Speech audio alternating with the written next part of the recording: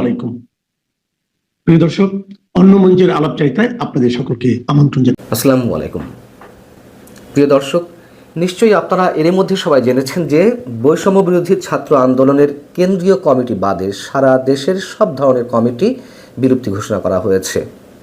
কেন করা হয়েছে তাও আপনারা নিশ্চয়ই জানেন।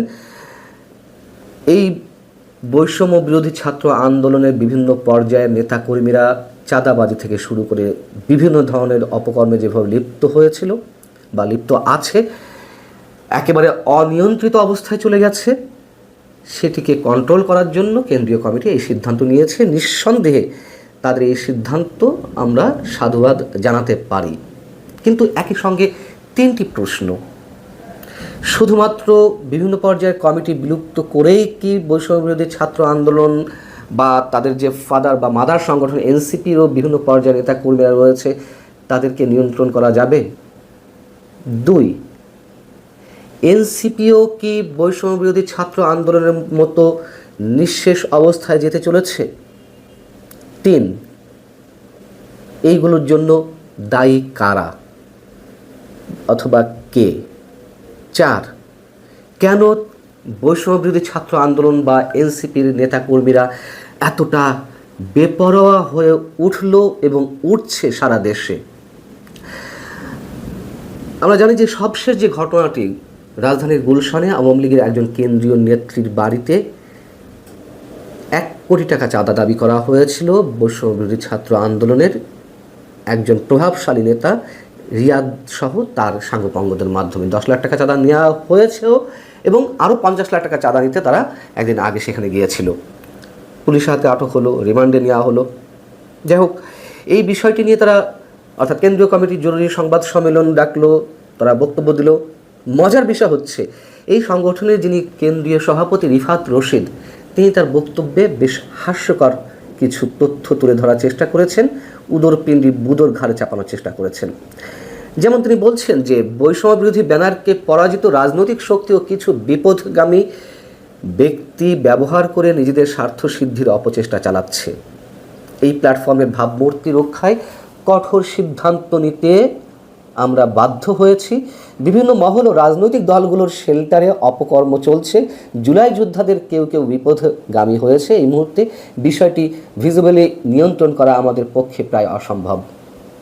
স্বীকার করে নিয়েছে নিয়ন্ত্রণ করা অসম্ভব, এর জন্য সাধুবাদ। কিন্তু এর আগে তারা কি বলল? পরাজিত শক্তি মানে কি? আওয়ামী লীগ। আওয়ামী লীগ কী করছে? তারা গিয়ে উস্কানি দিচ্ছে যে চাঁদাবাজি করো, দখলবাজি করো। আর চাঁদাবাজি করো, দখলবাজি করো বললেই তারা চাঁদাবাজি দখলবাজিতে নেমে পড়বে। একেবারে মানে ছেলেমি কথাবার্তা। এগুলো বলে সাধারণ মানুষের কোনো ধরনের আস্থা তারা অর্জন করতে পারবে না, কখনো পারার কথাও নয়। বিষয়টি হচ্ছে যে এই বৈষম্য বিরোধীদের যে আন্দোলন বা অভ্যুত্থান, সেখান থেকে তাদের প্রতি তো মানুষের একটি সম্মানের জায়গা তৈরি হয়েছিল, শ্রদ্ধা কিংবা স্নেহের জায়গা তৈরি হয়েছিল। কিন্তু 1 বছর পরে এসে নয়, মাত্র 1 মাস বা 2 মাস পর থেকেই, 5 আগস্টের 1 মাস বা 2 মাস পর থেকেই মানুষ অতিষ্ঠ হওয়া শুরু করে দিয়েছেন। ক্ষমতা প্রদর্শন, চাঁদাবাজি, দখলদারিত্ব, ঘুষ বাণিজ্য, তদবির বাণিজ্য, হেন কোনো অপকর্ম নেই, নারী কেলেঙ্কারি রয়েছে। আমি আর সে বিষয়ে বলতে চাচ্ছি না, যাতে এই বৈষম্য বিরোধী কিংবা জাতীয় গণতান্ত্রিক সংসদ না কি আর একটা তারা তৈরি করেছে, অথবা তাদের যে মাদার বা ফাদার সংগঠন এনসিপির নেতাকর্মীরা অনেকেই জড়িত, কিন্তু কাজের কাজ তারা কিছুই করেনি। তারা শুনেও দেখেও না শোনার না দেখার ভাব করে বসেছিল এবং এমনকি এই অপকর্মে যারা জড়িত তাদের কেউ কেউ আবার টর্চার সেলও তৈরি করেছিল চাঁদার দাবিতে। যারা যখন চাঁদা দিবে না তাদেরকে টর্চার করত। প্রশ্ন হচ্ছে কেন এই অভ্যুত্থানের নায়কেরা, এই অভ্যুত্থানের নেতৃত্বরা এতটা বেপরোয়া হয়ে উঠল? খুব সহজ কারণটি হচ্ছে, মনে করুন যে সিপিবি, কমিউনিস্ট বাংলাদেশের কমিউনিস্ট পার্টি, অথবা বাসদ, জাসদ, অথবা অন্যান্য আরও ছাত্র সংগঠন আছে, এদের তারা কি চাঁদা দাবি করতে যায় কখনো? যায় না। কেন যায় না? তারা জানে তারা শক্তিমত্তার চর্চা করে না, অথবা তারা গেলেই কি চাঁদা দিয়ে দেয়? দেয় না। তার কারণ মানুষ জানে যে তাদের অবৈধ শক্তি নেই। কিন্তু এই বৈষম্য বিরোধী ছাত্র আন্দোলনের নেতারা তারা নিজেদেরকে মানুষের সামনে এমনভাবে প্রকাশ করেছে, উন্মোচন করেছে যে তারা অসীম শক্তির অধিকারী। এবং তৃণমূলের নেতাকর্মীরাও জেনে গেছেন যে তাদের নেতারা অসীম ক্ষমতার অধিকারী, তাই তারাও ক্ষমতার অধিকারী। শক্তি মানেই অপকর্মের আধার। তারা জানে যে তাদের সঙ্গে রাষ্ট্রযন্ত্র রয়েছে। এই শক্তির পরিচয় কিভাবে ঘটলো মানুষের সামনে খুব দ্রুততার সঙ্গে? এমনি জানতো যে অভ্যুত্থানে তারা নেতৃত্ব দিয়েছে, তারপর থেকে তাদের প্রতি একটা ভয় ভীতি কেন মানুষের সৃষ্টি হলো? মব ভায়োলেন্সের মাধ্যমে।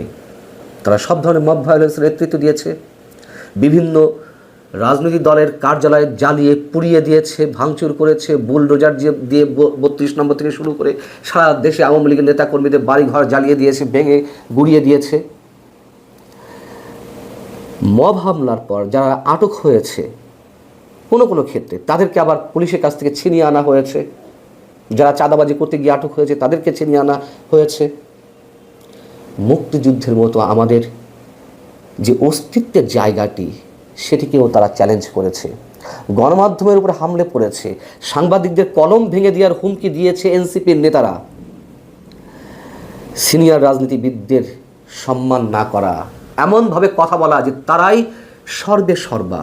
সরকারে তাদের প্রতিনিধি রয়েছে, এখনও পর্যন্ত দুইজন উপদেষ্টা রয়েছে। সেই দুইজন উপদেষ্টার সব ধরনের বিতর্কিত কর্মকাণ্ডকে আবার সাফাই দিয়ে যাচ্ছেন প্রধান উপদেষ্টা থেকে শুরু করে, প্রধান উপদেষ্টার প্রেস সেক্রেটারি থেকে শুরু করে সরকারের অন্যান্য উপদেষ্টা।